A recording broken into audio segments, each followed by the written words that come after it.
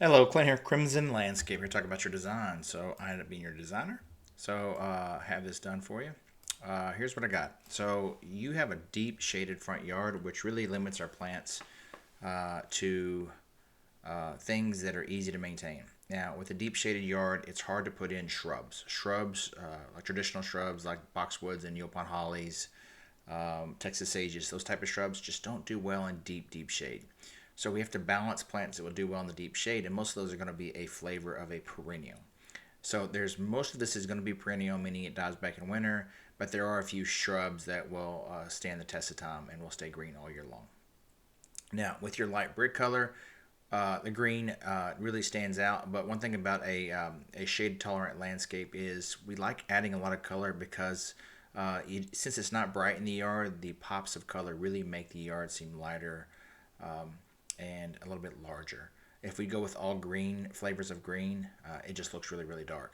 I did incorporate a little bit of river rock to have a natural walk path from your front door to the side yard. It seemed to make sense to do it this way. It's also a great space filler. A problem that you have with your particular yard is I have to also do excuse me, shallow root plants because around this giant oak tree here, you have really shallow roots. The shallow roots go up over this area back over here as well. So part of this we're going to do is we're going to kind of dance around the roots when we end up planting the plants. So let me show you what I have. Let me start from left to right. So this is a Nandina. Then I have a mixed flavors of hostas here, so for pops of color at distance. I have a wood fern here, which will be popular in the Pacific Northwest. It's a great fern, one of my favorites. One simple giant laripe in front for just texture and color. It stays evergreen all year. It will turn a little brown in the winter if it gets too cold, but it's a great plant. Over here is going to be a holly fern, dwarf Mexican petunias in front for color, then variegated laripe on the corner. Along the house, this is a bridal spirea or a double white spirea. Repeated that giant laripe in the back here along the house because it really pops against the green brick. I used a variegated sedge in the front. This is going to be a shorter sedge. It's a yellow version. There's also a green version if you prefer green, but it's kind of a bright neonish yellow color. I have it at my house.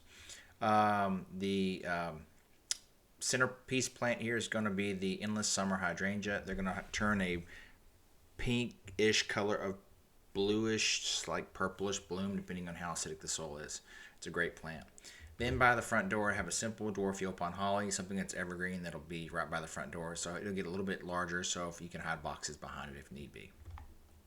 Okay, on the right hand side, we're basically just repeating the theme and colors from the left hand side to the right hand side. So we have the hostas, the variegated laripe, the giant laripe.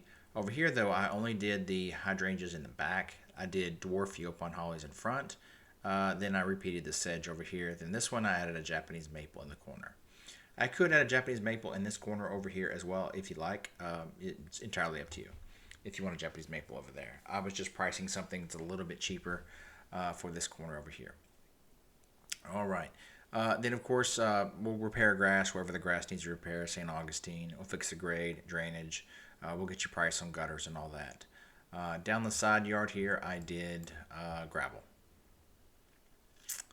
All right, so one thing I didn't show in this video, which is lighting, which we'll always include in the quote. So for lighting, it'll be one light here, one light here, one light here, one light here, and probably two lights in the tree, one front of the tree and one back of the tree. So from a lighting perspective, you only need 6 lights. We could do pathway lights in the landscape bed as well. Last thing I'm going to say is this design is conceptual. So once we get on the site, we prep the ground, we get the irrigation repaired, and we get the plants, we start prepping for the plants. We'll lay everything out and we'll move things around and let you approve it. We might need a few more plants. We might need to take away a few plants. There's a big difference between conceptual and reality, or we find a pipe in the way, or we find more roots than anticipated, so we have to go more mulch, less plants. So we try to find the balance when we do our designs. Roddy, I hope this helps. If you have any questions about this design, just let us know. We can go ahead and price, or we can set up a Zoom call. If you have any questions or you're a first time guest and you want to check us out, please go to crimsonlandscape.com.